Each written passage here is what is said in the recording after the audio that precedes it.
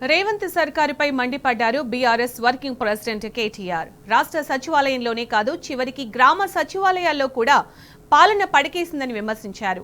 గాడి తప్పిన పంచాయతీల్లో పరిపాలన సాగేదెట్లా అని ప్రశ్నించారు. సమస్యల సుడిగుండంలో ఉన్న ప్రజల కష్టాలు తీరేదెట్లా అని నిలదీశారు. పడకేసిన పారిశుద్ధ్యంతో ప్రజలు రోగాల పాలవుతున్నారని, వీధి దీపాలు వెలగక పల్లెసీమల్లో చిమ్మ చీకట్లు కమ్ముకుంటున్నాయన్నారు.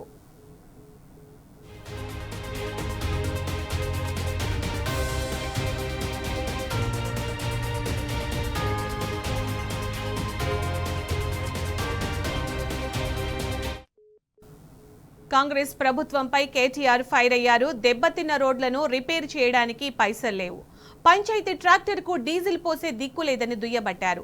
ఇదేనా ప్రజాపాలన? ఇదేనా ఇందిరమ్మ రాజ్యం?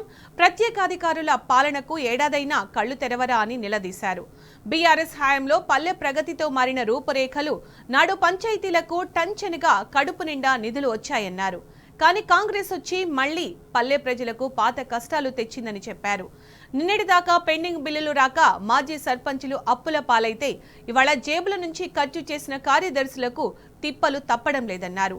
సీఎం రేవంత్ ఇకనైనా మొద్దు నిద్ర వీడి గ్రామాల్లో సమస్యల పంచాయతీని తీర్చాలని కేటీఆర్ డిమాండ్ చేశారు.